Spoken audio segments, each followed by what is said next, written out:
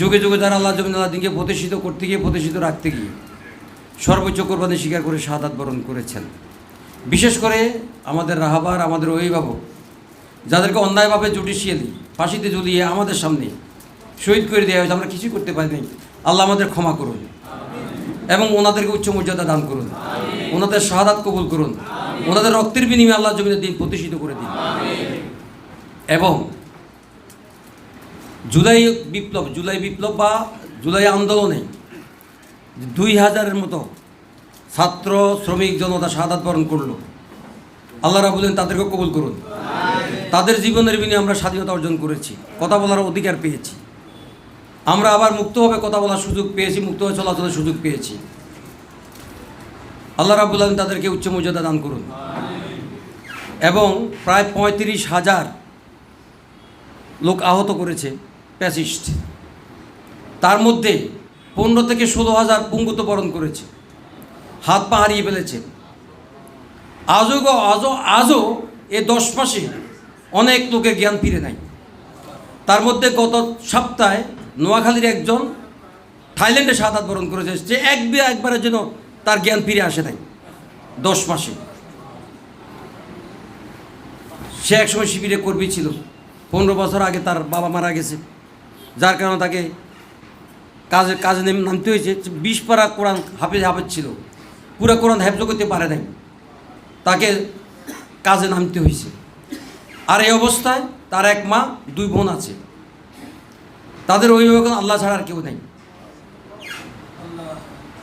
আল্লাহ ওইসব পরিবারকে সহায় হন, ও পরিবারে সহায় হন এবং তাদের সে ক্ষতি পুষিয়ে দিন।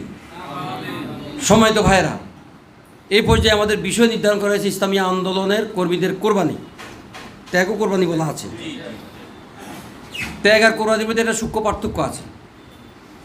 কোরবানি সবসময় উচ্চার্থে ব্যবহৃত হয়, ত্যাগ কখনো উচ্চার্থে কখনো তুচ্ছার্থে ব্যবহৃত হয়। এই জন্য আমাদের আলোচনার বিষয় হবে ইসলামী আন্দোলনে কর্মীদের কোরবানি। ইসলামী আন্দোলন ইসলামী আন্দোলন কর্মী, তারপর কোরবানি, কর্মীদের কোরবানি। আমরা এইভাবে কি কোরবানি করব, কেনই বা কোরবানি করব, এই বিষয়ে আলোচনা হবে ইনশাআল্লাহ। আল্লাহর কাছে তৌফিক কামনা করছি, যে কথাগুলো আমাদের জন্য জরুরি সেই কথাগুলো বলার, শোনার, আমল করার তৌফিক যেন দান করেন। প্রথম, আন্দোলন। দোলন থেকে আন্দোলন, জুহদ থেকে জিহাদ, মুভ থেকে মুভমেন্ট, নড়াচড়া, এখান থেকে আন্দোলন।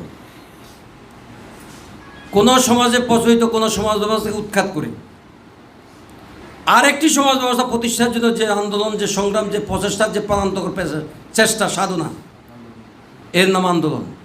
আন্দোলন 2টি, টার্গেটও 2টি। একটা হলো আল্লাহর পথে আন্দোলন, আল্লাহ জমিনে দিন প্রতিষ্ঠার আন্দোলন। আর শয়তানের পথে আন্দোলন, আল্লাহর জমিনে মানুষের মতবাদ প্রতিষ্ঠার আন্দোলন। 2টা টার্গেট ভিন্ন। আল্লাহ জমিনে আল্লাহ দিন প্রতিষ্ঠার আন্দোলনের টার্গেট হলো জান্নাত, আর আল্লাহ জমিনে আল্লাহর দিনের পরিবর্তে মানুষের মতবাদ প্রতিষ্ঠার জন্য তার যে প্রচেষ্টা, তার টার্গেট হলো জাহান্নাম। আমরা আবারও শুকরিয়া আদায় করি আলহামদুলিল্লাহ, আল্লাহ রাব্বুল আলামিন দিন প্রতিষ্ঠার আন্দোলন আমাদেরকে শরীক করেছেন। দিন মিটাই দেওয়ার বা দিনের বিপক্ষে আন্দোলন করার জন্য আমাদেরকে শরীক করেন নাই। আল্লাহ আমাদেরকে বাছাই করে নিয়েছেন। কি ঠিক আছে? ওয়া জাহিদু ফিল্লাহি হাক্কা জিহাদি ওয়াস্তাবাকুম, তোমরা আল্লাহর হয়ে জিহাদ করো, জিহাদের হক আদায় করে জিহাদ করো। তোমাদেরকে এই কাজের জন্য বাছাই করা হয়েছে। তারা কারা? আমরা। এ কথা কি ভয় লাগে না? বুঝেন নাই? কারা? আমরা। আমার আলোচনার আগে আমি আপনাদেরকে একটা প্রশ্ন করব, এদেশে রক্ত কম ঝরেছে না বেশি ঝরেছে? অত্যাচার নির্যাতন আমরা কম ভোগ করছি না বেশি ভোগ করছি? অনেক দল নির্যাতিত হয়েছে, তার মধ্যে সবচেয়ে বেশি কে? জামাত ইসলামীর নিবন্ধন বাতিল হয়েছে। জামাত ইসলামী 11 লোককে বাছাই করে প্রথম সারির শহীদ করে দেওয়া হয়েছে। জামাত ইসলামী কি নিষিদ্ধ করেছে, শিবির কি নিষিদ্ধ করা হয়েছে? এই কারবার আর কারোর হতে হয় নাই। কথা কি ঠিক? এর প্রতিশোধ আমরা যদি নিতে হয়, তাহলে আমার সামনে যারা আছে এই লোকগুলো যদি রোকন হইয়া যায়, শপথের কর্মী হয়ে যায়, এর প্রতিশোধ হবে না? হবে না? হবে না? হবে না? হবে। আমি আপনাদেরকে জিজ্ঞাসা করি, আমরা কি এই জমিনে দিন প্রতিষ্ঠা করতে চাই না চাই না? চাই। এ কারা কারা চাই? হাত নামান, আল্লাহ আল্লাহ তো কবুল করো। আমি একটা প্রশ্ন করি, আপনাদের কারণে আমাদের কারণেই দিন প্রতিষ্ঠিত হচ্ছে না, কারণ আপনার তৈরি হচ্ছে না। তাহলে বাধা কি আমরা না আওয়ামী লীগ? আমরা। এই বাধা যাবে না থাকবে? এই কথা যদি আমার সাথে আপনার সাথে একমত হই, তাহলে আমার আর আলোচনার প্রয়োজন নাই, এটাই সমাধান। কথা কি ঠিক কিনা? আমি আলোচনা দিয়ে পরে যাব, প্রয়োজন আলোচনা হবে বা হবে না, কিন্তু মূল কথায় আসি। এদেশে বিপ্লবের জন্য দুটো জিনিস দরকার। যে কোনো জনপদে বিপ্লবের জন্য কটা জিনিস দরকার? দুটো জিনিস। একটা হলো ওই জনপদের মানুষগুলো ইসলামের সক্রিয় বিরোধী হবে না, একটা শর্ত। আরেকটা শর্ত হলো একদল শত আদর্শিক যোগ্য লোক। তাহলে এদেশে তো লোকেরা ইসলামের বিপক্ষে না, ইসলামের সক্রিয় বিরোধী হবে না। ইসলাম বিরোধী তো কোনো আপত্তি নাই। এদেশের মানুষ এক ধাপ এগিয়ে ইসলামের পক্ষে, যার কারণে যখন পড়ছিল তখন সবাই টুপি মাথা দিত, বিসমিল্লাহ সংবিধান লাগাইতো, তারপরে কি ওই রাষ্ট্রধর্ম ইসলাম বানাইতো, জিয়ারত করে আসতো শাহজালাল মাজার, হজ করে আসতো নির্বাচন আগে। এইসব আলামত হইতে একটা কারণে এদেশের মানুষ ইসলাম চায়। কথা কি ঠিক কিনা? ইসলামের পক্ষে। তাহলে একদম তো আগে রয়েছি আমরা। একদিকে ইসলামের বিরোধী তো নাই, আরও একদম আগে কি ইসলামের পক্ষে। যদি ইসলামের বিপক্ষে লোক থাকতো, তাহলে যত মিডিয়া আমাদের বিরুদ্ধে, প্রিন্ট মিডিয়া, ইলেকট্রনিক্স মিডিয়া, সমস্ত মিডিয়া আমাদের বিপক্ষে 17 বছর কথা বলছে। রাজনৈতিক দলের লোকেরা, বাম রামেরা আমাদের বিরুদ্ধে 17 বছর কথা বলছে। যদি জাতি এটা বিশ্বাস করতো, তাহলে রাস্তায় আমরা হাঁটতে পারতাম না। কথা কি ঠিক কিনা? আলহামদুলিল্লাহ, আলহামদুলিল্লাহ জাতি বিশ্বাস করে নাই। এবং 71 টিভি দুঃখ করি, বিপ্লবের 6 মাস আগে দুঃখ করি বলতেছিল টক শোতে, আমরা জামাত শিবিরের জন্য আর কত হাজার ঘন্টা বরাদ্দ করব, তারা তো তাদের জায়গাতে ঠিকই আছে। আলহামদুলিল্লাহ পড়েন না? আলহামদুলিল্লাহ। এবং বিপ্লবরা দেখলাম যে আমরা ঠিকই আছি, শুধু ঠিক তাই আমরা একদম আগায় রয়েছি। আলহামদুলিল্লাহ। কেন বলছি কথাটা? যখন আমাদের উপর নির্যাতন শুরু হয়, তখন আমাদের রোকন সংখ্যা ছিল 35 থেকে 40,000। যেদিন আমাদের নিষিদ্ধ করে 1 আগস্ট, সেদিন আমাদের রোকন সংখ্যা 1 লক্ষ ছাড়াই গেছে। তাহলে কি আমরা বসি রয়েছি না আগাই গেছি? আলহামদুলিল্লাহ। রক্ত ঝরছে, জামাত ইসলামী ছাত্র শিবির শক্ত হয়েছে। কথা কি ঠিক কিনা? এখন একটা জিনিসের অভাব, সেটা হলো শতযোগ্য লোকের অভাব। শতযোগ্য লোক বসে রয়েছে কোথায়? আমার সামনে। কি কথা কি ঠিক? আপনারা শপথ কেন নিচ্ছেন না? কেন আপনারা চ্যালেঞ্জটা গ্রহণ করছেন না? এর কি উত্তর আছে? না। একটা উত্তর, যে আমাদেরকে শয়তানে পাইছে। কি রাগ হয়েছেন? রাগ হয়েছেন? আমাদের কি পাইছে? এটা কি খারাপ কথা বলছি? না, সত্য কথা বলছি। সত্য কথা বলছি। রাসূল বলছে যে প্রত্যেকটি মানুষের সাথে একজন শয়তান আল্লাহ নিয়োগ করে রাখেন। সাহাবীরা জিজ্ঞাসা করে, জিয়া রাসূল আপনার সাথে? আমার সাথে একটা আছে। তাহলে শয়তানের পাইছে না পাই নাই? রাসূলের পিছনে কি শয়তান আছে না নাই? তখন তিনি বলছেন, তবে আমার পিছনে যে শয়তান লাগানো হয়েছে সে টিকতে পারে নাই, সে শেষ সাথে বাধ্য হইয়া ইসলাম গ্রহণ করে ফেলছে। আর ওমরের সাথে একটা আছে, আবু বকরের সাথে আছে। ওমরের সাথে যে শয়তানটা আছে সে সটকার বাড়া থাকে, সে ওমরের কাছাকাছি থাকে না। ওমর যে পথ দিয়ে হাঁটে সে ওই পথে থাকে না, ওই পথ ছাড়ি চলে যায়, কারণ সে জানে ওমরের মুখোমুখি হলে তাকে ইসলাম গ্রহণ করতে হবে। সুতরাং শয়তানের চ্যালেঞ্জ আমরা নিতে পারবো না? আস্তে কথা বলছেন, পারবেন না? পারবেন না, তার প্রমাণ আছে। তাই আর রোকন হইতে দেয় আপনাদেরকে। তারা আপনাদেরকে, শয়তান আপনাদেরকে রোকন হইতে দেয় নাই। শয়তানের চ্যালেঞ্জ ঠিক আছে, আপনারা ঠিক নাই। কি কথা কি বুঝতে পারছেন? কথা কি বুঝতে পারছেন? আপনারা হয়তো মনে করতে পারেন, বলতে পারেন যে খন্দকার ভাই উনি একটা ভুল কথা বলছেন। আমার কাছে মাওলানা ইসাক খন্দকার, আমি মাওলানা না, মাস্টার ইসাক খন্দকার। এটা একটা ভুলটা সংশোধন করে দাম। আপনারা তো বলতে পারেন খন্দকার ভাই, কোনটা কথা বলতেছিলাম? শয়তান। আমরা তো রোকন হইতে চাই, কিন্তু রোকনদের যে চরিত্র এটা দেখি আমরা এখন আর রোকন হই না। এই চরিত্রের রোকন কি এলাকাতে আছে না নাই? আছে, আছে। আমি আপনাদেরকে জিজ্ঞাসা করি, আল্লাহ নবীর হাতে বায়াত নিয়ে যারা রোকন হয়েছে, শপথের কর্মী হয়েছে, বায়াত নিছে, তার মধ্যে কি মুনাফিক ছিল না? ছিল না? কম ছিল না বেশি ছিল?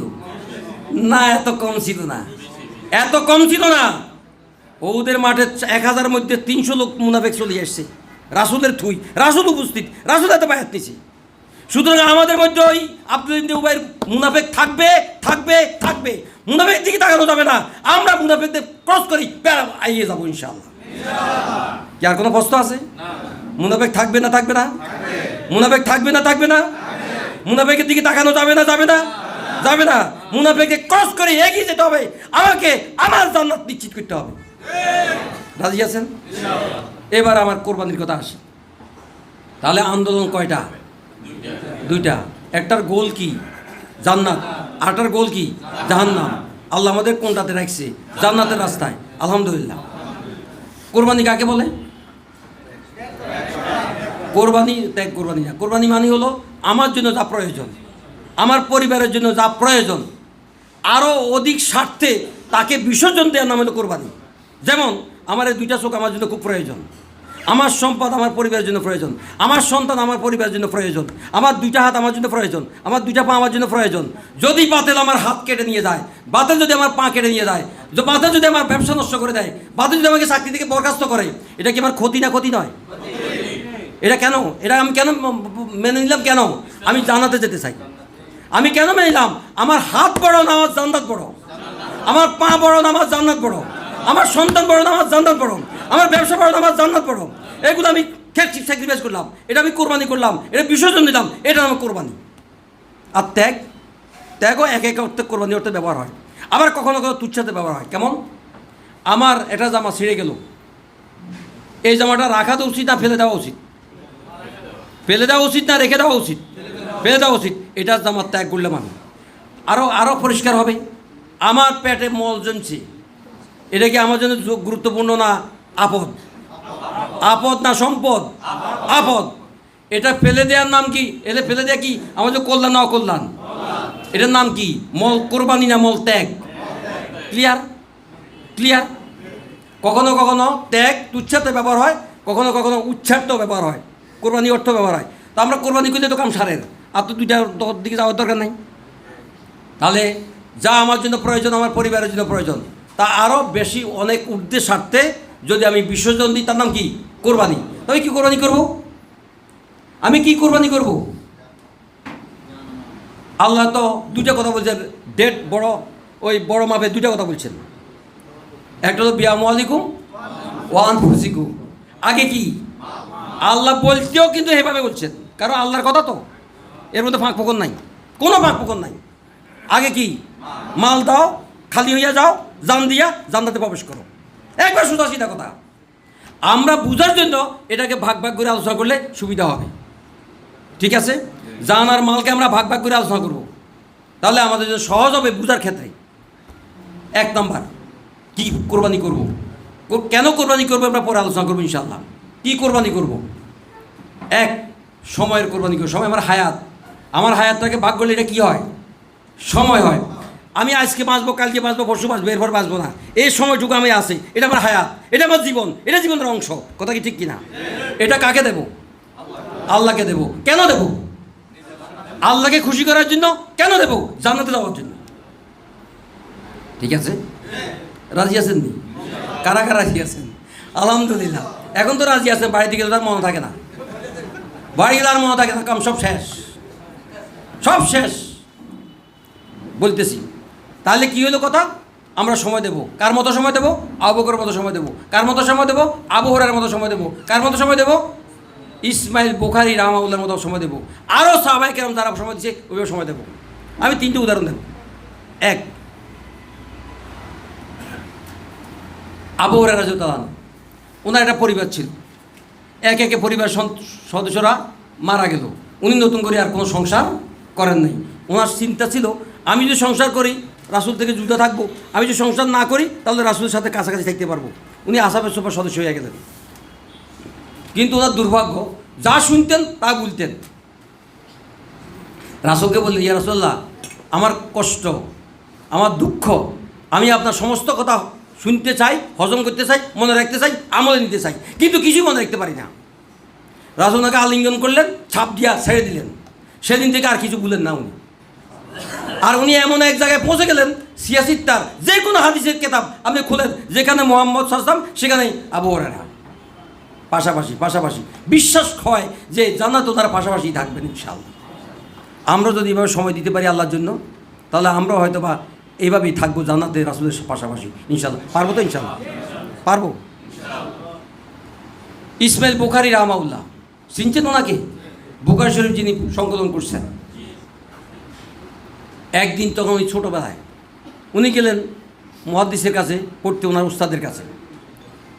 ওনার সাথে যারা সহপাঠী ছিল তারা ওনার বিরুদ্ধে অভিযোগ করলেন, হুজুর ইসমাইল ছোটো বাচ্চা, ইসমাইল তো নোট করে না। আমাদের এখানে অনেক ইসমাইল বুখারী আছে, নোট টোট করে না, একবারে স্বাধীন আছে এখানে বসা। ইসমাইল বুখারী, অনেক বুখারী এখানে বসা আছে, নাই? আমি তো দেখছি ম্যাক্সিমাম বুখারী বসা, ইমাম বুখারী। কারণ নোট টোট তারা করতে দরকার নাই। ইসমাইল বুখারী নোট করতেন না, মেধা ছিল এত বেশি প্রখর। একদিন বললেন যে ইসমাইল তুমি নোট করো না কেন? তখন বললেন হুজুর আমি যদি নোট করতে যাই তখন আপনার থেকে আমার দিমাগটা সরে যায়, আমি আপনার সব কথা হজম করতে পারি না, কিছু ছুটে যায়, এই জন্য আমি কথা শুনতে থাকি আর হজম করতে থাকি, ব্রেনে আটকাইতে চেষ্টা করি। তো তুমি যে আমার এখানে আইসে ধরো 10 দিন বা 15 দিন বা 1 মাস আসো, তুমি কি হাদিসগুলো মনে রাখতে পারছো? মনে সব মনে আছে, হুবু হুবু মনে আছে। তো বলো, ওই প্রথম দিন থেকে শুরু করছে উনি বলতে শুরু করলেন, মুখস্থ বলতে শুরু করলেন, আর ওনার বিরুদ্ধে অভিযোগ যারা করছে অভিযোগকারী তারা শুধু শুদ্ধ করতে শুরু করলেন, একটা শব্দ চেঞ্জ হয় নাই। আমার সামনে ইমাম বুখারীরা বসে আছে, আলহামদুলিল্লাহ আলহামদুলিল্লাহ, শুকরিয়া। একদিন একটা ঘটনা ঘটল, হুজুর ইসমাইল বুখারী রাহমাহুল্লাহ বললেন হুজুর হাদিসটা একটু দেখে বলেন। আজকে কি আলিয়া মাদ্রাসার কোনো প্রিন্সিপালকে, আলিয়া মাদ্রাসার মুহাদ্দিসকে এ কথা কি বলার কোনো সুযোগ আছে ছাত্রের যে হুজুর হাদিসে আবার দেখি বলেন? কান গরম করে যদি এক থাপড়ে দাঁত জড়াই ফেলবে, সব একটা দাঁত রাখবে না মুখে। বদমাইশ, আজকে বেয়াদব, আজকে 40 বছর আমি বুখারী পড়াই আর তুই বলতেছ তো আমি হাদিস দেখি বলার জন্য। আমি বলেন তো এটা কি অহংকার না অহংকার নয়? এটা কি বাংলাদেশের কম আছে না বেশি আছে? এটা দিয়েই তো করা এখন, যার কারণে ওই ছাত্র তো এরকম নষ্ট হয়ে যাচ্ছে। কি ঠিক আছে? ইসমাইল বুখারী রাহমাহুল্লাহর উস্তাদ কি ওনাকে ধমক দিছেন? উনি দেখছেন, খুলছেন, ছাত্রের কথা মতো খুলছেন, দেখছেন একটা শব্দ বাদ পড়ে গেছে, অর্থের পার্থক্য হয় নাই। উনি বলছেন যে বাবা ছুটির পরে তুমি আমার সাথে দেখা করে যাইও। কি থাপড় দিব ওই জন্য?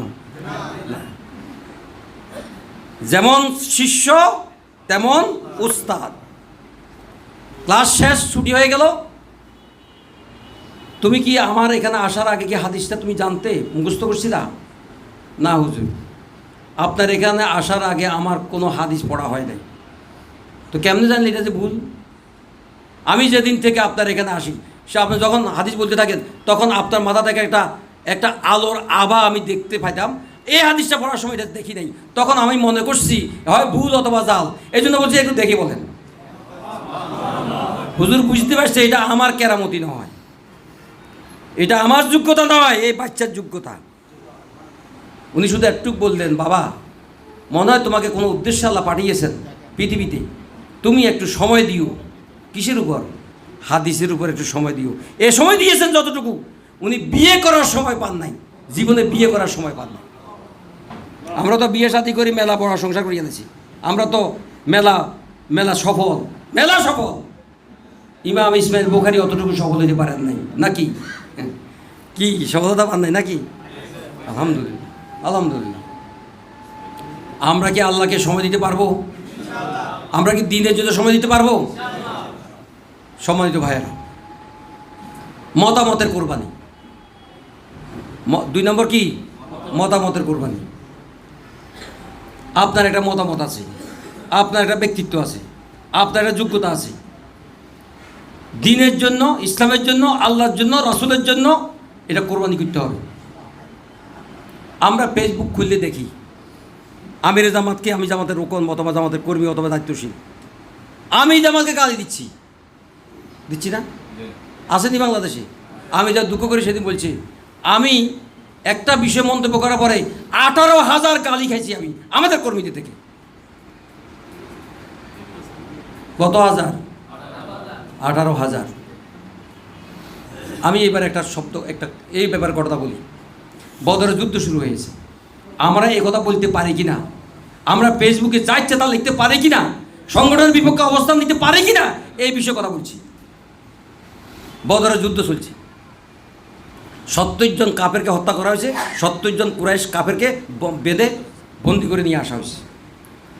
মোহাম্মদ রাসূলুল্লাহ সাল্লাল্লাহু আলাইহি ওয়াসাল্লাম ওনার সুরার সদস্যকে ডাকলেন পরামর্শ করার জন্য, কি করব, তাদের সাথে কি আচরণ করব। আপনারা এত লড়াচড়া করতেছেন কেন? কি সমস্যা আপনাদের? দয়া করে একটু বসেন, অত হল থেকে চলে যান, দুটো একটা করবেন। কি আমার কথা ক্লিয়ার? ইসলামের উপর আলোচনা যখন হবে, দিনের উপর যখন আলোচনা হবে, তখন হাঁটা চলা অন্যায় এবং অপরাধ, অন্যায় এবং অপরাধ।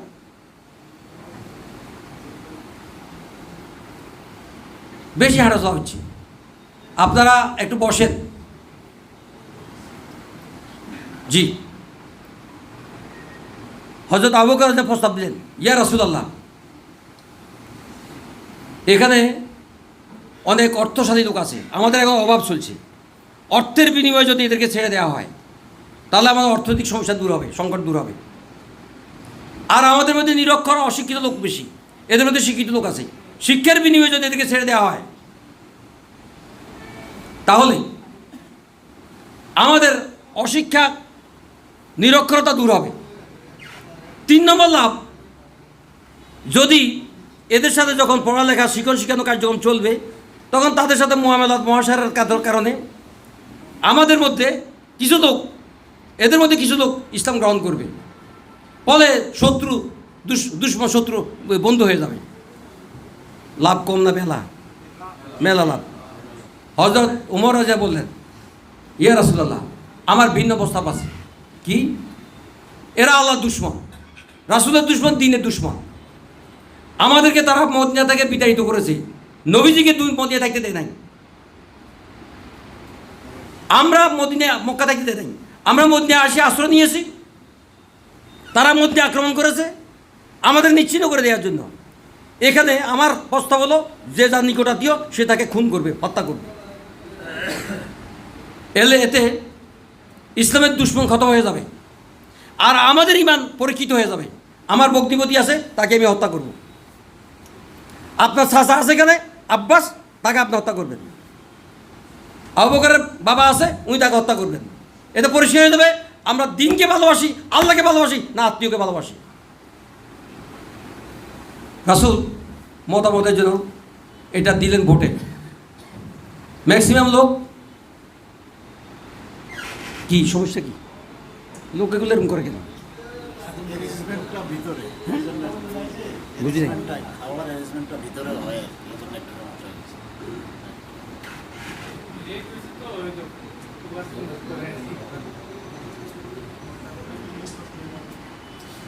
জি,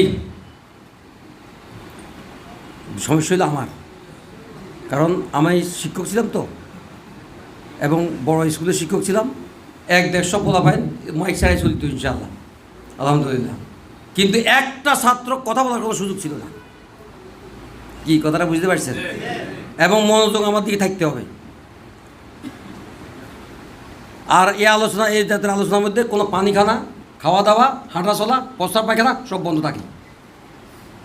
কি কথা ক্লিয়ার? এত হাঁটা এত চলার মধ্যে আলোচনা সুন্দর হয় না। নবী যখন আলোচনা করতেন তখন সাহাবায়ে কেরাম এমনভাবে বসতেন, এটা সুন্নাত, এমন বসতেন পাখি মনে করতো এগুলা পিলার। পাখি আসি মাথায় বসতো, যার মাথায় বসতো সে বুঝতো না কে বসছে মাথায়, আর যে পাখি বসতো পাখি ওটা এগুলো মানুষ। কি কথা কি ক্লিয়ার? এটা হলো সুন্নাত। জি, বলতেছিলাম, যখন কার্যকরী উনি ভোটে দিলেন, ম্যাক্সিমাম লোক আবু বকর রাদিয়াল্লাহু প্রস্তাবটাকে গ্রহণ করলেন। উনি এটা কার্যকরী করে ফেললেন। কার্যকরী করার পরে আসমান থেকে মেসেঞ্জার আসলেন, মেসেজ দিয়ে জিজ্ঞেস আসে বললেন, ইয়া রাসূলুল্লাহ, আপনারা যে সিদ্ধান্ত নিয়েছেন সেটা ভুল, ওমর যে প্রস্তাব দিয়েছিল ওটা সঠিক, কিন্তু আপনারা পরামর্শ করে সিদ্ধান্ত নেওয়ার কারণে আল্লাহ রাব্বুল আলামিন এই সিদ্ধান্তের সাথে সেটা অনুমোদন দিয়ে দিয়েছেন এবং এর সাথে রহমত এবং বারাকা নাজিল করে দিয়েছেন। আমি জিজ্ঞাসা করি, তখন কি ওমর বলছিল ইয়া রাসূলুল্লাহ কইছিলাম না? ওনার ওই মত শেষ, উনি ওনার প্রস্তাব দিয়েছেন, সিদ্ধান্ত যেটা হয়েছে এটাই শুনলাম মানলাম, শুনলাম মানলাম। আমি জিজ্ঞাসা করি, শিবির জামাত ইসলামী কি জেলা থেকে উপজেলা থেকে আরম্ভ করে পৌরসভা থেকে আরম্ভ করে কেন্দ্র পর্যন্ত কি একক সিদ্ধান্ত না পরামর্শ ভিত্তিক সিদ্ধান্ত হয়? তো পরামর্শ ভিত্তিক সিদ্ধান্ত যদি হয়, ভুল হোক শুদ্ধ হোক, এটার মধ্যে আল্লাহর রহমত, এটার মধ্যে আল্লাহর অনুমোদন, এটার মধ্যে রহমত, এটার মধ্যে বরকত, সব এটার মধ্যে। সুতরাং আপনি কথা বলছে কেন? রাইট রং বলছে কেন? অধিকার আছে, রাইট রং করার অধিকার আছে। কেন করছি জানেন? এটা করার কারণে আমাদের অযোগ্যতার কারণে। এই যে আমরা ঠিক না বেঠিক, আমিরে জামাত এমন কথা কেন বলে ইত্যাদি, এটা মানে আমার যোগ্যতা কম না বেশি? আমি বুঝাইতে চাই আমার যোগ্যতা বেশি, আমার যোগ্যতা বেশি। আমার মতামতেই আমি জামাতের বুঝে না, আমি বুঝি। এই অযোগ্য লোক জামাতের জন্য ক্ষতিকর। কথা কি ঠিক? এখন ধরেন কেন অযোগ্য বলছি, এখন যদি খবর আসে পত্রিকায়, এই আজকে যদি পত্রিকায় খবর আসে যে আমির জামাত বিয়ে করে ফেলছে 20 বছরের এক মাইয়ারে, আপনারা এখন যারা আছেন তারা হতাশ, হাত বই ছাড়ি কিন্তু টাইরি চলি আইব, হাত কামড় চলে, আরে কী করলো এমনি বিয়ে করা কি আর সময় ছিল না? ফেসবুকে লেখা শুরু হয়েছে বিয়ে কি আর সময় যাইতো না, বিয়ে করার সময় ছিল না, কেন বিয়ে করছে, বিয়ে কি ঠিক হয়েছে, এইসব শুরু হয়ে গেছে। জামাত ইসলামী দেশ পাগল করিয়া দিত, বিএনপি বাদ, আওয়ামী লীগ বামপন্থীরা বাদ, জামাতেই পাগল করি ফেলতো পুরো বাংলাদেশ। আর যদি আপনারা আমার যোগ্যতা থাকতো তাহলে কি বলতাম? এরকম এটাই যোগ্যতা বলতেছি। আমার যদি যোগ্যতা থাকে, আপনার যোগ্যতা তো বলতাম কি হয়েছে, কানটা খাড়া করতেন, কি হয়েছে তোমার আমিরে জামাত বিয়া করি লাইছে, এটা কয় নম্বর বিয়া? এটা 2 নম্বর। বিয়ে করবো তো উত্তর দিব সে, এটা 2 নম্বর বিয়া। ও তো ঠিক আছে, তোমার বই না আসেনি, এই 15-20 বছর গিয়ে বই না আসেনি তোমার? আছে, তুই রেডি করো, 3 নম্বর বিয়ে করামু, 4 নম্বরও করামু। জামাত হিসাবে আমিরের দায়িত্ব পালন করবে কীভাবে যদি 4টা বিয়ে করার যোগ্যতা না থাকে? এই কথা বলে দেন, সমাধান না সমাধান নাই, সমাধান সারা বাংলাদেশ ঠান্ডা হয়ে যাবে। কয় কি? কারণ সুন্নত আছে না নাই? নবীজি কত বছর বয়সে 53 বছর বয়সে 9 বছরের মাইয়া বিয়ে করছে বা 12 বছর মাইয়া বিয়ে করছে। তো কই সমস্যা তো হয় নাই? সমস্যা হয়েছে? এগা দুগানা মেলা কত গুণ? আমি হিসাব করতে বললাম না, হিসাব করার বাদে 1 দুগানা মেলা কত গুণ? তো আমার সমস্যা কি? আমার নামের সমস্যা কি?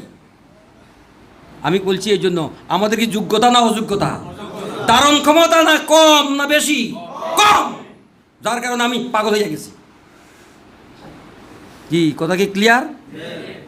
উনি কি আকাম অন্তর বিয়া খবর উনি কি আকাম করছে না ঠিক কাম করছে? ঠিক কামে করছে। এই বিপদের মুহূর্তে কোনো চিন্তার জন্য তো এটাই ভাই কি ঠিক আছে, এটা আমাদের অযোগ্যতা। এই জন্য আমরা এই যে ফেসবুকে আমরা দেখছি, এটা কি বন্ধ করব? আমি বন্ধ করব না বন্ধ করাবো? বন্ধ করাবো। এটা আকাম এবং কবিরা গুনাহ। কি কথা ঠিক আছে? আরামায়েশের কোরবানি। আমি জিজ্ঞাসা করি, ইসলামী আন্দোলন কি স্বাভাবিক? এটা কি সহজ পথ? এখানে ইসলামী আন্দোলন করলে কি আমার বাটি খাওয়া উপসাইয়া পড়ে, নাকি কণ্ঠকাকীর্ণ রক্ত পিচ্ছিল? এই পথে আসলে, এই কালেমার দাওয়াত দিতে গেলে, বিপ্লবের কালেমার দাওয়াত দিতে গেলে আপনার রুটি রুজি আসে না, কি আসে? ফাঁসি আসে। সুতরাং ইমানদার তো ওই ব্যক্তি যে কালেমার আগুন খেয়েছে, সে জানে এই যে কালেমা আমি গ্রহণ করেছি, এই কালেমা গ্রহণ করার পরিণতি কত ভয়ঙ্কর। সে ভয়ঙ্কর পরিণতির জন্য যে ব্যক্তি প্রস্তুত, সে হলো ইমানদার। আমার এই কালেমা দিয়া কেউ কিন্তু খাইয়ে যেতেছে, আবার এই কালেমা দিয়ে ফাঁসির মঞ্চে ঝুলে যেতেছে। কথা কি ঠিক? আলহামদুলিল্লাহ। সুতরাং এই মোকাবিলা করার জন্য শক্তি লাগবে না? এই শক্তি আসবে কোথা থেকে? আল্লাহর পক্ষ থেকে। শক্তি আনতে হলে কোন সময় জাগতে হবে? শেষ রাত জাগতে হবে, সেজদায় পড়ে থাকতে হবে, সাহস দিতে হবে। সাহস সার্চ বুঝেন? এটার মধ্যে সার্চ থাকলে পৃথিবী সে নেটওয়ার্ক ঘুরে বেড়ায় সারা পৃথিবী। আর যদি সার্চ না থাকে নিজের মধ্যে মরে থাকে, ডেড হয়ে থাকে। যারা ইসলাম প্রতিষ্ঠা করতে চায়, ইসলামী বিপ্লব করতে চায়, তাদের সার্চ লাগবে না? লাগবে না? কার সাথে সার্চ? আল্লাহর থেকে সার্চ দিতে হবে তাকে। কখন? শেষ। দুটা ঘটনা বলি। পারিসের অভিযান চলছে, সেনাপতি সাদ বিন আবি ওয়াক্কাস, রাসূলের মামা। পারস্যের সৈন্যরা মোকাবিলা করতে পারে না এই মুসলিমদের। মুসলমানদের পক্ষে কাজ করতেছিল সেখানে 60,000। এত সৈন্য আর কখনো একাত্তর ছিল না। 1,300, এটাই তো শুনছি আমরা। বদরে কত? 300 দিয়ে শুরু, ওতে কত? 1,000, বাড়তে বাড়তে 3,000। হুনাইনে কত? 3,000 আর কত? হুনাইন না, মুতায় 3,000 আর 3 লক্ষ। কোনায় 3,000, কোনো 3 লক্ষ। আর এখানে 60,000, আর ওইদিকে হলো 10 লক্ষ। এর হিসাব ছিল না। কেউ 10 লক্ষ, কেউ 15 লক্ষ, এটার হিসাব ছিল না। কার? পারস্যের সৈন্য। একদিন বা প্রথম ধাক্কায় এত মরছে পারস্যের সৈন্য, এত মরছে, হিসাব ছিল না। হিসাব হয়েছে এইভাবে, সেখানে যে তারা মরে গেছে, বাকিরা যে পালাই গেছে, নদী পাড়ে চলে গেছে, নদীর পোলটা ভাঙিয়ে দিছে যাতে করে মুসলমানরা অতিক্রম করতে না পারে।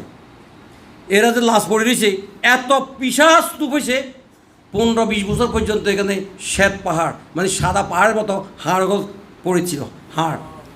হাড়গোল যে পড়েছিল পাহাড়ের মতো উঁচু হয়েছিল। এত মরছে পারস্যের সৈন্য, দাঁড়াইতে পারে নাই, টিকতে পারে নাই। 10 নদী পার হয়ে ওই পাড়ে চলে গেছে, পোলটা ভেঙে দিছে।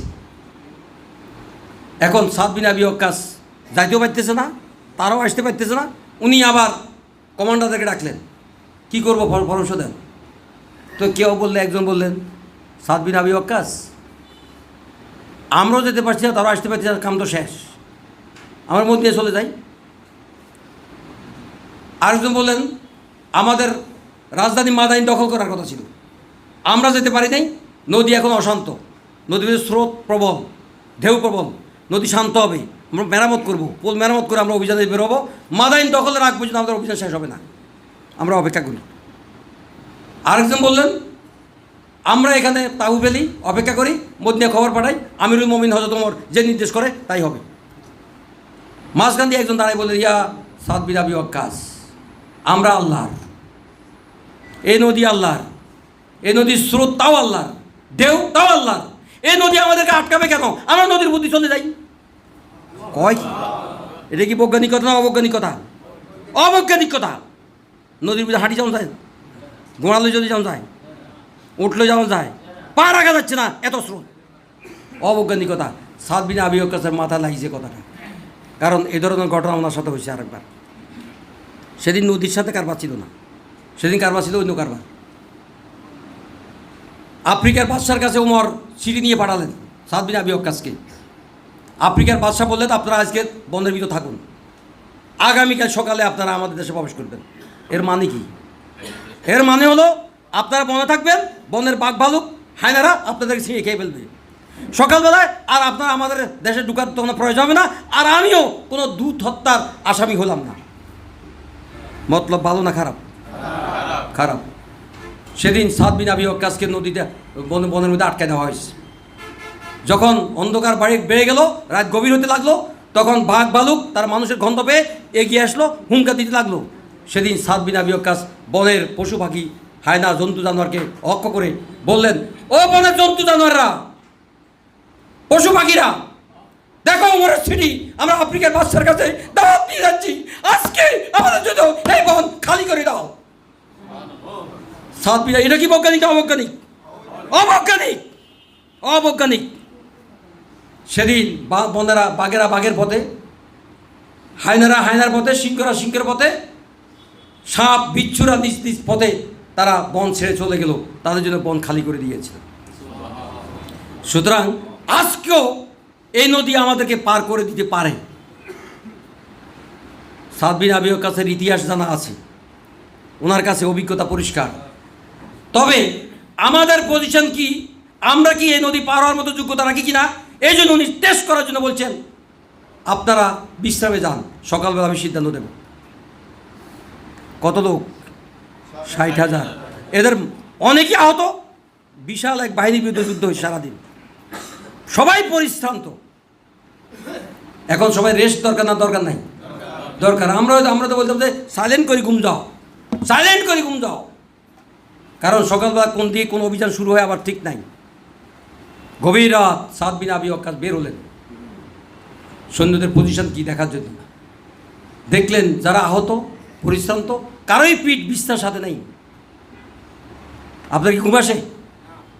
আপনার সামনে জন, ওনাকে এক ঝাঁকুনি দেন, পাশে ঝাঁকুনি দিন, একটু ঝাঁকুনি দিলে কোনো গুণা হবে না, কোনো মুরব্বী টরবির কোনো কারবার নাই। ঝাঁকুনি দিবেন, ঝাঁকুনি দিলে গুণা হবে না, কোনো পাপ নাই।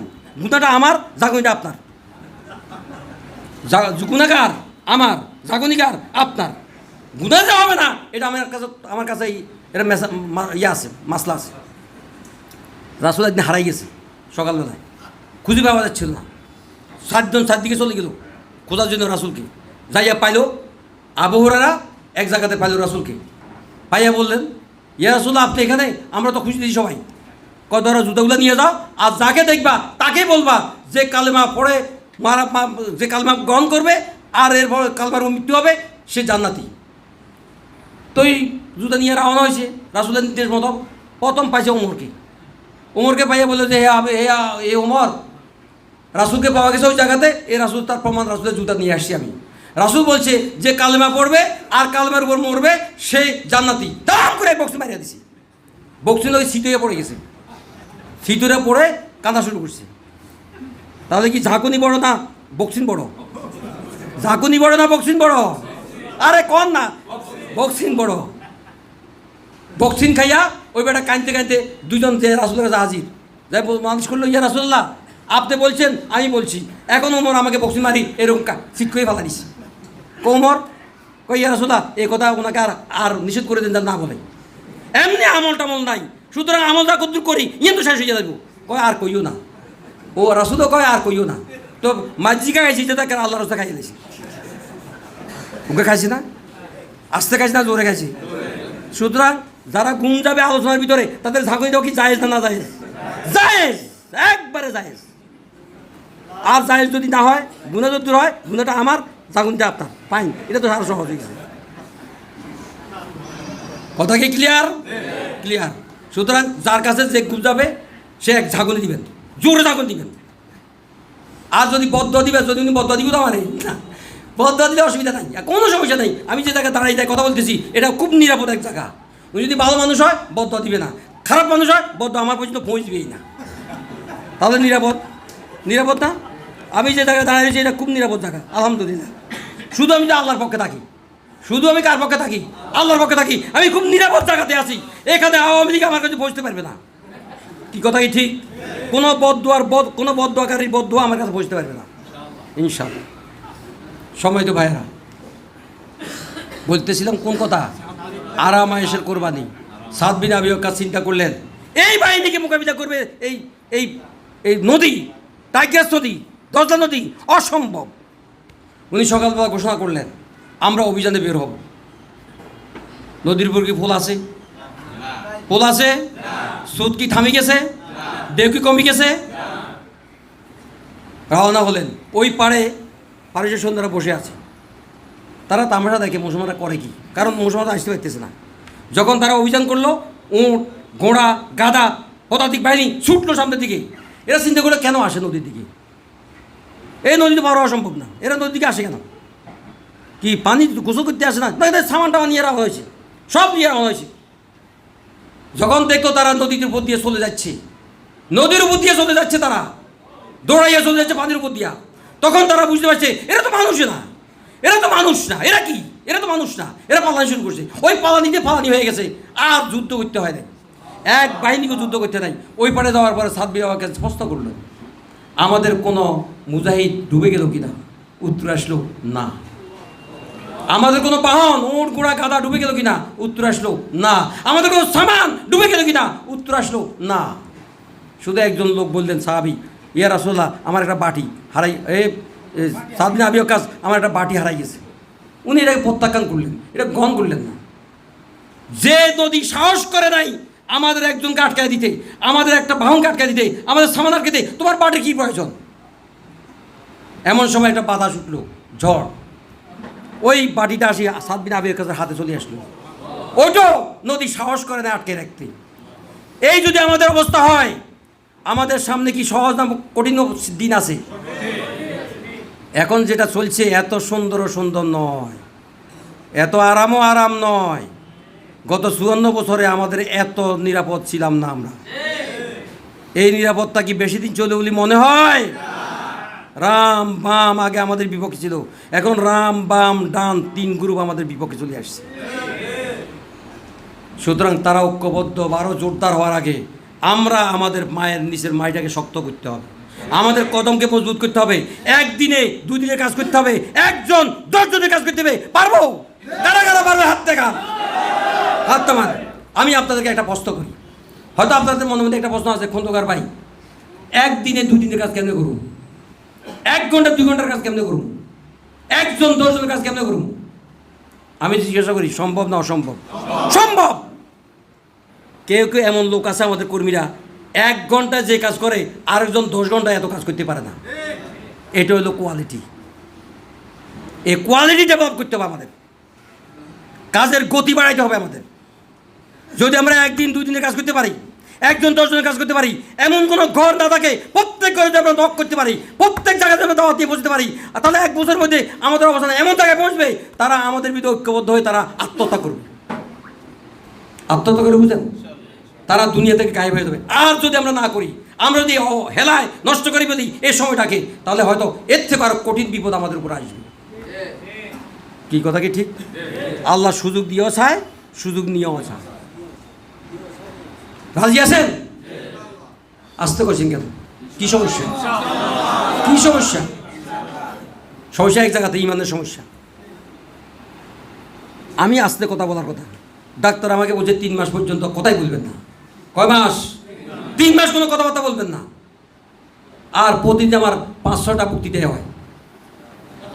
আলহামদুলিল্লাহ বলেন না? কই ডাক্তার কোনো তীব্র মাইয়া কাজ করতেছে না, আলহামদুলিল্লাহ। আর কথা বলতে যদি মরিয়ে যাই, তাহলে এটা আমি তো বেহেতের কাজ করতে করতে মরে গেলাম। কারণ এটা সমস্যা কাটি ফেলছি, এটা ওভেন আর সার্জারি করছে, ওভেন করে ফেলছি এটাকে। কয় মাস?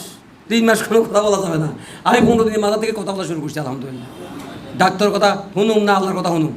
হ্যাঁ, আল্লাহ নবী বলছে একটা যে থাকে বেরিয়ে যাও, একটা তোমার কাছে থাকে বেরিয়ে যাও, পৌঁছাইয়া দাও অন্যের কাছে। কি ঠিক আছে? আজ কি হবে? 2 গে হয়েছে শেষ, ইজার 3 গে হইব, 3 নম্বর গা। আরও গাছে চাই যে সাইডে আছে শুধু, আর গাছে কোম্পানি গেল। আলহামদুলিল্লাহ, আলহামদুলিল্লাহ পড়েন না। সুতরাং আপনারা শুনতে বল হয়ে গেছে, আপনারা শুনতে শুনতে বল কমে গেছে। এই জন্য হাঁটা চলা, পানি খাওয়া কারবার শুরু হয়েছে সব। সময় তো ভাইয়েরা, কিসের কথা বলছি? আরামায়েশে করবেন না। আমি আপনাদেরকে জিজ্ঞাসা করি, হযরত আবু বকর, হযরত ওমর, আবু বকর বললেন, হে আবু বকর, আপনার একটা আমল আমাকে দান করেন, ভিক্ষা দেন, আমি নিশ্চিত হয়ে যাবো আমি জান্নাতে যাবো। একটা আমল। কটা আমল? বলে তুমি কোন আমলটা চাও আমার কাছে? ওই যেদিন রাসূল আপনাকে বলছিল, যেদিন হিজরতের অর্ডার হবে, নির্দেশ আসবে আসমান থেকে, সেদিন আপনি আমার সাথী হবেন। 4 মাস পরে যখন রাসূলের কাছে নির্দেশ আসলো, রাসূল ঘর থেকে বেরোয় আপনার ঘরের দরজা আসলো, আপনি যখন নক করা হইলো তখন দরজা খুলে ফেললেন। রাসূল বললেন, আপনি দরজাতে কখন থেকে প্রস্তুত নিয়ে দাঁড়াইছেন? বলছেন 4 মাস আগ থেকে।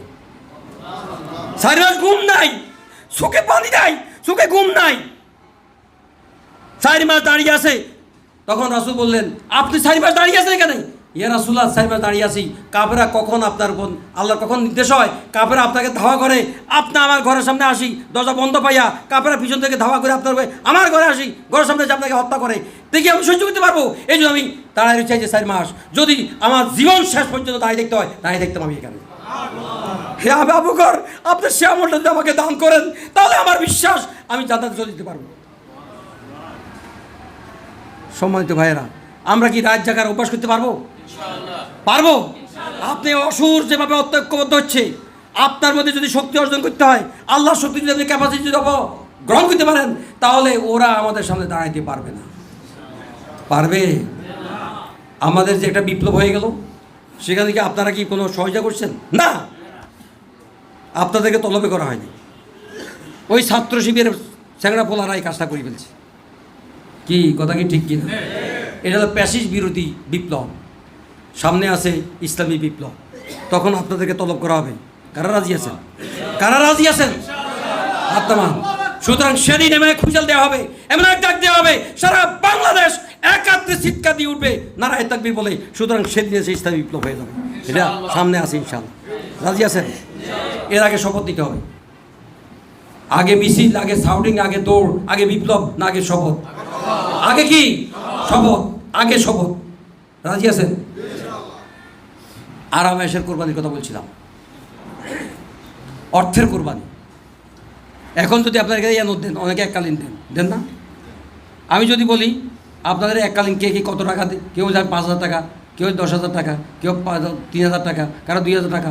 আমি যদি এখন বলি যে আপনারা যে যে ওয়াদা করছেন এককালীন, তার ডবল করে ফেলেন, মানে যে 5,000 সে কত? 10,000। যে 2,000 সে কত? 4,000। আপনার মন নরম হয়ে গেছে সবাই। আমি এখন এই কথা বলবো না, আমি উদাহরণ দেওয়ার জন্য বলছি, মন নরম করার দরকার নেই। আপনারা তখন আমাকে বলবেন, খন্দকার ভাই, মনে মনে আর কি, মনে মনে, খন্দকার ভাই একটা কাজ করেন, আমার বুকটা কাটি ভিতরে পচে গেলেও চলে যান, খাইয়েলাম, তো অসুবিধা আপত্তি নেই আমার, কিন্তু হোসের কথা কইয়েন না, ইয়ান কষ্ট লাগে আমার। আমি কেমনে বুঝছি? আমারও কষ্ট লাগে এই জন্য বুঝছি, আমারও কষ্ট লাগে এই জন্য বুঝছি। আমার যখন বেতন 2,000 টাকা, আজ থেকে 45 বছর আগের কথা বলছি, তখন আমাদের ওখানে আমি, আজ থেকে 45 বছর আগে আমার তখন বেতন কত? 2,000 টাকা। আমি সরকারি চাকরি করি, সেই বেতনটাই আমার যখন চাকরি শেষ তখন 85,000 টাকা। তাহলে বুঝা গেছে চাকরিটা বড় চাকরি। কি বুঝা গেছে? আমার আমির ডাক্তার বোরহান উদ্দিন বললেন, খন্দকার ভাই আপনি, আমাদের তখন জরুরি একটা কালেকশন চলছিল, আপনি 5,000 টাকা দিবেন। তখন 5,000 টাকা মানে 5 লক্ষ টাকা। কথা বুঝিয়ে উনি বলছেন আপনি আমাকে 5,000 টাকা, আপনি এককালীন 5,000 টাকা দিবেন। তো আমার আয়ের কত? 2.5%। আয়ের কত? 2.5%। 2,000, 4,000 ডবল, তারপরে 2,500, 2.5%। কি ঠিক আছে? 2.5 গুণ, 2.5% না, বলেছে আমার, ধন্যবাদ আপনাকে।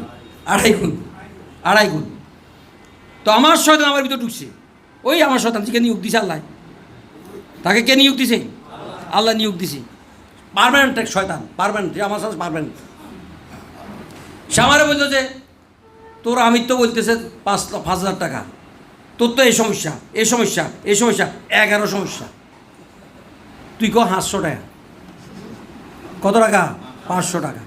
তো আমি দাঁড়াইছি কার কথা মতো? শয়তানের কথা মতো দাঁড়াই বললাম যে আমির সাহেব আপনি বলছেন আমাকে 5,000 টাকা দেওয়ার জন্য, আমার শয়তান আমাকে 11টা তালিকা দিছে, 1, 2, 3, 5, 11।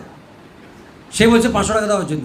আমি আপনার আনুগত্য করুন, শয়তান আনুগত্য করুন, আমার নামে লেখেন 5,500 টাকা। সকল শয়তানকে আমাকে গালি দিছে না দে নাই? শয়তানকে আমাকে গালি দিছে না দে নাই? বেত্তমিজ, বেয়াদব। আমি তোরে বলছি 5,000 টাকা বাদ দিয়ে 500 টাকা, তুই তো 5,500 টাকা ওই বলছো, বেকুব কোথাকার। বলছে না বলে নাই? বলছি, কারণ আমি শয়তানকে চিনি, শয়তানের সাথে আমার মেলা কথা হয়। আপনার কথা হয় কিনা জানি না, হয়তো কথাই আমার সাথে প্রচুর কথা হয়। আমি যখন শেষ উঠতে যাই, সে আমার বলে তুই রাইতে 12টার সময় শুইছ, এখন আমার উঠতে গেলে সকাল থেকে তোর 10টা প্রোগ্রাম, 5টা প্রোগ্রাম, 7টা প্রোগ্রাম আছে, তুই তো সব সর্বনাশ হয়ে যাবো, তোর ইসলামী আন্দোলন তো তোর সব বরবাদ দিয়ে দেবো। কোনটা দেখায় সে আমারে? প্রোগ্রামের কথা বলে সে আমার দোকান দিয়ে আমার কি কয়, তোমার ডান দিক থেকে আক্রমণ করব। এটা হলো ডান দিকের আক্রমণ। কি কথা বুঝতেছেন? তোমার বাম দিক থেকে আক্রমণ করব, পিছন থেকে আক্রমণ করব, সামনে দিকে আক্রমণ করো। হে আল্লাহ তুমি আমাকে শক্তি দাও, আমি 4 দিক থেকে আক্রমণ করতে পারি। আল্লাহ বলছে ঠিক আছে, আমার বান্দাকে তুমি আক্রমণ করতে পারবে না। আমাদেরকে আল্লাহর বান্দা হইতে হবে। পারবেন? পারবেন? আল্লাহর বান্দা হইতে হবে, যাতে করে শয়তান আমাকে ধোঁকা দিতে না পারে।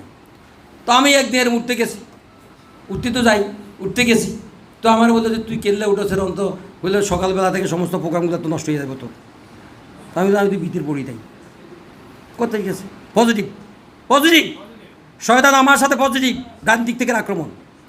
সে বললো যে ঠিক আছে তুই ভীতির 3 টাকা পড়িল। তাই বললাম যে ঠিক আছে আমি উজু করি লই, তারপর দেখা যাবে কী হয়। তোমাদেরকে আলোচনা করে সিদ্ধান্ত নিব। কার সাথে? সাথে তোমার সাথে যুক্তি করে সিদ্ধান্ত নেব। পরামর্শ করা তো কইছে আল্লাহ, তোমার লোকে পরামর্শ করে সিদ্ধান্ত নেব। ঠিক আছে, তো আমি উজু করে আসছি। উজু করে আমি তো দাঁড়িয়ে হাতে বিছাতে উতরিছি। কোথায়? হ্যাঁ, আমার নামাজে মশাতে উতরিছি, আমি জানি। তা আমি তারা বললাম যে তুমি তো আরে বলছো 8 টাকা বাদ দিয়ে 3 টাকা পড়বার জন্য, তো 3 টাকা তো আমি তুমি এক, আমার আর তোমার তো আমরা একমত 3 টাকাতের জন্য। ভিত্তির কয় টাকা? 3 টাকা তো আমি আর তুমি একমত। 8 টাকাতের ব্যাপারে কথা, আমি বলছি 8 টাকা, তুমি বলছো 8 টাকা পড়িও না। এখন আমার 8 টাকা, তোমার 8 টাকা, তোমার 16 টাকা, তার 16 টাকা 3 কত 19 টাকা পরমাইছিয়া। পরামর্শ কার সাথে হচ্ছে? শয়তানের সাথে পরামর্শ হচ্ছে। আমার ওয়াইফ বিছনা থেকে বলছে কালো কথা কয় শতান হয়তো কই আগে বিছনাতে উঠে সাথে। সে কি বিছনাতে আছে না নাই? আছে। তার সাথে পরামর্শ করে আপনি তাকে ধোঁকা দিবেন, তার বিরুদ্ধে আপনি চ্যালেঞ্জ দিবেন এবং তার প্রত্যেকটা কথাকে আপনি চ্যালেঞ্জ দিয়ে আপনি অগ্রসর হবেন, দেখবেন সে আপনার কাছে থাকবে। রাজি আছেন? রাজি আছেন? আলহামদুলিল্লাহ। সুতরাং যদি সে আপনাকে ধোঁকা দেয় পয়সা না দেওয়ার জন্য, আপনি বেশি করে দেবেন। পারবেন? আপনি গরিব হবেন না, আপনি গরিব হবেন না। আল্লাহ রাসূল বলছেন তোমরা তোমার আল্লাহকে যত শক্তিশালী মনে করো, তোমার আল্লাহ তত শক্তি নিয়ে তোমার কাছে আবির্ভূত হয়। আর তোমার আল্লাহকে তুমি যত দুর্বল ভাববা, তোমার আল্লাহ তোমার কাছে তত দুর্বল শক্তি নিয়ে আবির্ভূত হয়। আমি আল্লাহকে কি রাখবো? শক্তিশালী রাখবো। লাভ কার? আমার হবে না আল্লাহর হবে। আল্লাহ তো লাভ কি হবে? আল্লাহ তো শক্তিশালী আছেই, আমার লাভ হবে। রাজি আছেন? আলহামদুলিল্লাহ। আমার গভর্নমেন্ট আমাকে সাসপেন্ড করছে, নোয়াখালী থেকে বান্দরবনে পাঠাইছি। আমার প্রায় 1 কোটি টাকার উপরে, কত আমরা হিসাব করি দেয়, হিসাব করার প্রয়োজন মনে করি দেয়, এটা আটকাইয়া দিছে। আমায় প্রতি মাসে 30 থেকে 35,000 পেনশন পাওয়ার কথা, ওইটা দিচ্ছে না। আমার নোয়াখালীতে 1750 রোকন, তার মধ্যে সবাই চেয়ে আমি ভালো অবস্থায় আছি আলহামদুলিল্লাহ। আসতে করে আলহামদুলিল্লাহ সবাই কন নাই কেন? আলহামদুলিল্লাহ পড়াতে কি কল্যাণ না অকল্যাণ? তো আপনারা অকল্যাণ মনে করছেন কেন? অকল্যাণ না মনে করলে তো কইতেন, তাই না? এইগুলা জিকির, আল্লাহ বলছে সার্বক্ষণিক জিকিরে থাকো। ভালো কথা শুনবেন, আল্লাহ পড়বেন। দুর্বল কথা শুনবেন, ইনলিল্লাহ পড়বেন। এটাই জিকির। উপর দিকে উঠবেন, আল্লাহ আকবার বলবেন, নিচের দিকে নামবেন, সুবহানাল্লাহ পড়বেন। এগুলো জিকির। ঠিক আছে? অর্থের কোরবানি বলছি। তারপরে হলো আপনজনের কোরবানি। আপনজনের কোরবানি, আপনার ভাই বেরাদার, আপনার সন্তান, আপনার আত্মীয় স্বজন, আপনার পিতা, আপনার সন্তান, আপনার মাতা, আপনার ছেলে, আপনার মেয়ে কোরবানি। বাংলাদেশে হয়েছে না হয় নাই? বাংলাদেশে হয়েছে না হয় নাই? আমি আপনাদেরকে 2টা উদাহরণ দেব। এক, হিন্দা রাজিউদ্দাহ। হিন্দা চিনেন? হিন্দা চিনেন? কে? আবু সুফিয়ানের স্ত্রী, যিনি হামজা রাজিউদ্দাহর কলজাকে খাই ফেলছেন, সিরিয়ায় খেয়ে ফেলছেন, এবং তার নির্দেশে হামজা রাজা শাহাদাত বরণ করে শহীদ করা হয়েছে এবং ওনার পোশাক খুলে নেওয়া হয়েছে এবং ওনাকে 82 টুকরা করা হয়েছে। নবীজির কলজা লাগছে না লাগে নাই? আঘাত লাগছে না লাগছে? কম না বেশি? বেশি লাগছে। সেই হিন্দা রাজিউদ্দাহ যখন ঈমান গ্রহণ করলে মক্কা বিজয়ের পর রাসূল কি বললেন? যারা আবু সুফিয়ানের বাড়িতে, হিন্দার বাড়িতে আশ্রয় নেবে তাদের সাধারণ ক্ষমা। হিন্দা রাজা ইসলাম গ্রহণ করলেন, আবু সুফিয়ান ইসলাম গ্রহণ করলেন। যুদ্ধের মধ্যে আবার হাজির। কে? আগে কাফের হিসেবে ছিল হিন্দা, এখন হিন্দা রাজিউল্লাহ আনা। কি ঠিক আছে? আমি শুধু একটু কথা বলছি, স্বজনের কোরবানি।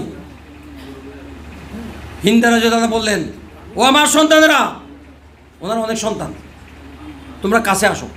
আসলেন। দুনিয়াতে আমি সবচেয়ে ভালোবাসি আমার সন্তান তোমাদেরকে, আর তোমরা সবচেয়ে সম্মান এবং ভালোবাসা আমার প্রতি, তোমাদের প্রতি নির্দেশ। এমনভাবে যুদ্ধ করবে, আজকে ইসলামের পক্ষে না বিপক্ষে, এমনভাবে যুদ্ধ করবে দুনিয়াতে তোমার সাথে আমাদের আর দেখা হবে না, তোমাদের সাথে আমার দেখা হবে জান্নাতের সিঁড়িতে। এখানে কি এই লোক আছে? এত ইমানদার লোক আছে এখানে? না, নাই।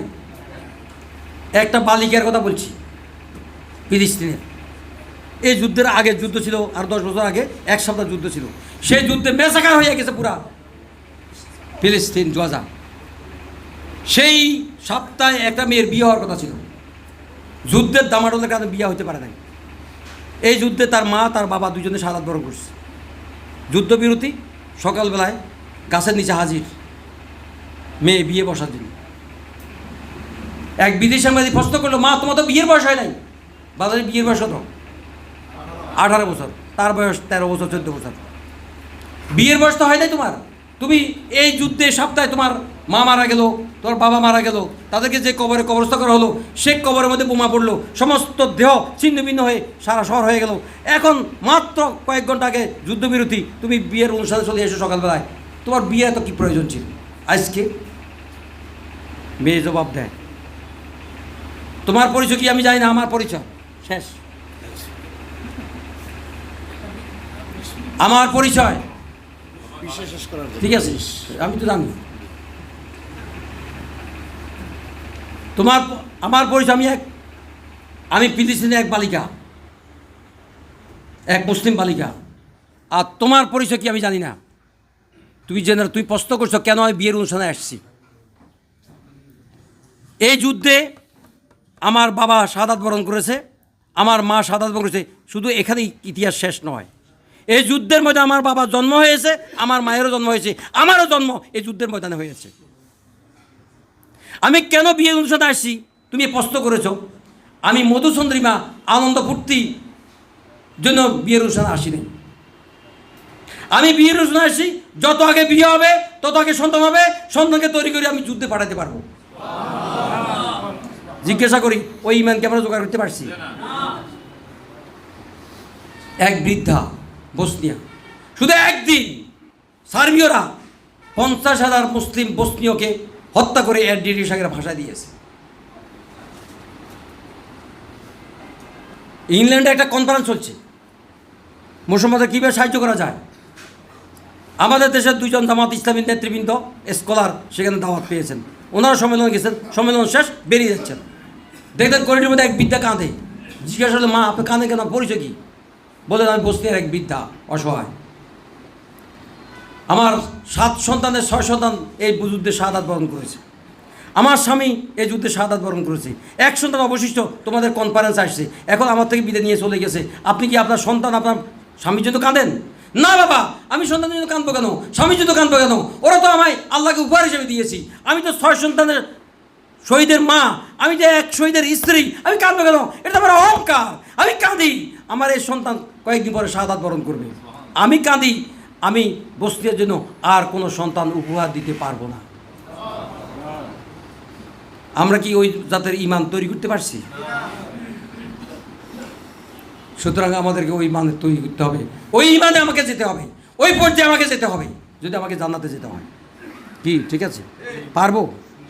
ওইভাবে সন্তান তৈরি করতে পারবো? আমরা তো ছাত্র শিবিরের সাথে কানেকশন দিই না। বাবারে, আবার আওয়ামী লীগে আমার হোলারে মারিয়ে ফেলা কিনা। আমি কি ইমানদার না বেঈমান? বেঈমান বলতে কেন লজ্জা হয়? বেঈমান। আমি মিছিলে যেতে পারি না, আমার ইজ্জত থাকবো নাকি? আমি তো জমিদার বলা, আমি তো সর্দি সাহেবের বলা, আমি তো ভুইয়া সাহেবের নাতি, আমার ইজ্জত থাকবো নাকি? আমি তো আলিয়া মাদ্রাসার প্রিন্সিপাল, আমি সব মিছিলে গেলে আমার ইজ্জত থাকবো নাকি? আর তোমার ইজ্জত কি রাসূল থেকে বেশি হয়ে গেছে? রাসূল থেকে বেশি ইজ্জত তার চেয়ে বেঈমান। কি কথা কি ঠিক? রাসূল কি মিছিলে গেছে না যায় নাই? মায়ের খেয়েছে না খায় নাই? অমাইত হয়েছে না হয় নাই?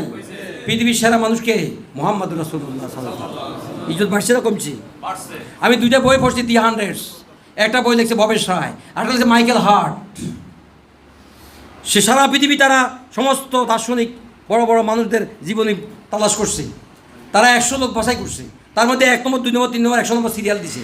দুজনের বিবেচনায় 1 নম্বরে মুহাম্মদুর রাসূলুল্লাহ। কেন 1 নম্বর মুহাম্মদ সাল্লাল্লাহু আলাইহি ওয়াসাল্লাম? এটা তারা লিখেছে, যার জীবনে কোনো ব্যর্থতা নাই। আলহামদুলিল্লাহ। আপনি ইজ্জত চলে যায় মিছিলে গেলে, আপনি ইজ্জত চলে যায় থাপ্পড় খেলে, আপনি ইজ্জত চলে যায় ঘুষি খেলে, আপনি ইজ্জত চলে যায় মার খেলে, আপনি ইজ্জত চলে যায় দৌড় দিলে, আপনার ইজ্জত যাবে না কেন? আপনি ইমান তৈরি করতে পারেন না। আপনি ইজ্জত তৈরি করছেন, ইমান তৈরি করতে পারেন না। কথা কি ঠিক? পারবো? পারবো নাকি পালাই বেড়াবো কাপুরুষের মতো? সম্মানিত ভাইয়েরা, জীবনের কোরবানি, আমাদের নিজের জীবন কোরবানি করতে হবে। আমি আর এই বিষয়ে ব্যাখ্যা দিলাম না, আমি শুধু একটু কথা বললাম। হানজালা, হামজা, খাব্বাব, খোবাইব, এরা কি জীবন দিছে না দে নাই? এগুলোর ইতিহাস বড় কঠিন, কঠিন। কেন আমরা এই কোরবানি করবো? এক, আল্লাহ রাব্বুল আলামিন বলেছেন, ইয়া আইয়ুহাল্লাযিনা আমানু হাল আদুল্লুকুম আলা তিজারাতিন তুনজিকুম মিন আযাবিন আলীম।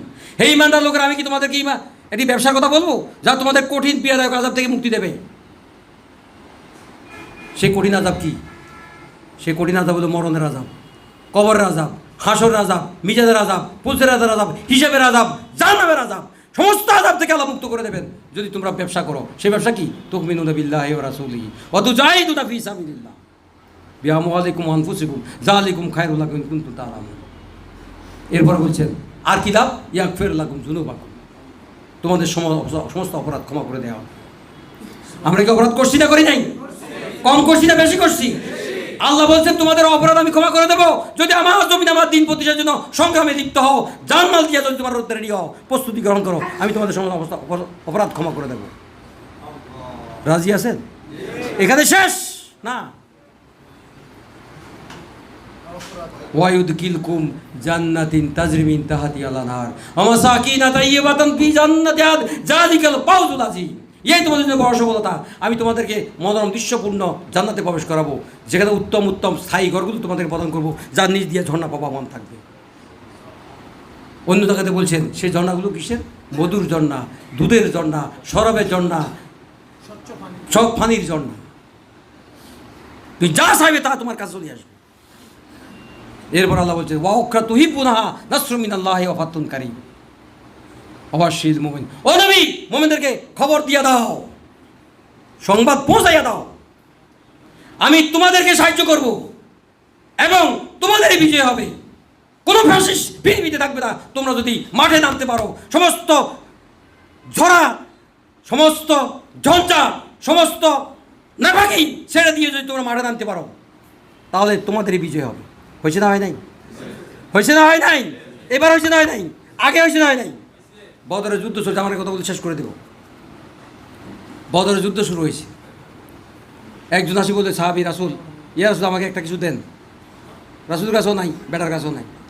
তো রাসূল এদিকে সেদিকে তাকে খাজুর ডালা, খাজুর ডালা দিয়ে ধরো, যুদ্ধ করো। চিন্তা করলে এটা দিয়ে কি যুদ্ধ হবে? আল্লাহ কয় কি এটা দিয়ে কী হবে? পরে চিন্তা করলে এটা আমার হাতে কে দিছে? মুহাম্মাদুর রাসূলুল্লাহ সাল্লাল্লাহু আলাইহি ওয়াসাল্লাম হাতে দিছে। কাজ হবে, কাজ হবে না হবে না? হবে। ঈমান চলে এসে তার মধ্যে মাঠে নামলো, যুদ্ধ করে যায়, রাসূলের কাছে হাজির, বিজয় মুসলমানদের। ইয়া রাসূল, আপনি কী দিলেন আমার হাতে? কী হয়েছে? ইয়া রাসূলুল্লাহ, আমি প্রথম মনে করছি যাতে কী হবে, যখন আমি আঘাত করলাম কোনো মানুষের উপর, মানুষ টুকরা হয়ে গেছে। আমি আঘাত করলাম ঘোড়ার উপর, ঘোড়া দু টুকরা হয়ে গেছে। আমি আঘাত করলাম উটের উপর, উট টুকরা হয়ে গেছে। আমি আঘাত করলাম ডালের উপর, ডাল চূর্ণ বিচূর্ণ হয়ে গেছে। আপনি আমাকে কী দিলেন? রাসূল বললেন, তোমরা কি যুদ্ধ করেছো? তোমাদের সাথে আল্লাহ এবং তার ফেরেশতারাও যুদ্ধ করেছে। আরেকজন আসি বলছে, ইয়া রাসূলুল্লাহ, আমি কি দেখলাম? তুমি কি দেখেছো? ইয়া রাসূল, যখন আমি যুদ্ধ করতে করতে তাদের বুয়া ভেদ করে তাদের ভিতরে ঢুকে গেলাম, আমি ইচ্ছে ছিল আমি শাহাদাত বরণ করবো, আমাকে তারা চারদিক থেকে ঘিরে ফেলেছে। এমন সময় মরুভূমির দিকটা আওয়াজ শুনলাম, এক ঝাঁক ঘোড়া আসছে, যেরকম আওয়াজ হয়। আমি সেদিকে তাকালাম, আমি ঘোড়া দেখি নাই, ঘোড়া আসছে যে ধুল দেখলাম। তারাও আমার সাথে ওইদিকে তাকাইলো। তারা কি দেখছে আমি জানি না, তারা আমাকে ছেড়ে পালাতে শুরু করলো। কিছুক্ষণের মধ্যে ওই আওয়াজটা কাছাকাছি হয়ে গেল, বিকট চাবুকের আওয়াজ শুনতে পেলাম। এক একটা চাবুকের আওয়াজে উটের মাথা থেকে পা পর্যন্ত, ঘোড়ার মাথা থেকে পা পর্যন্ত, ওই কাফেরদের মাথা থেকে পা পর্যন্ত এই চাবুকের ঘা কে দিল তাদেরকে? আল্লাহ রাসূল বললেন, তোমরা কি একা যুদ্ধ করেছো? তোমাদের সাথে আল্লাহ এবং তার ফেরেশতারাও যুদ্ধ করেছে। সম্মানিত ভাইয়েরা, এখনো সেই আল্লাহ কি আছে না নাই? এখনো সেই সাহায্য আছে না নাই? আসার সাহায্য আমরা বাংলাদেশ দেখতেছি না? দেখছি না? সুতরাং আমাদের কিসের প্রয়োজন?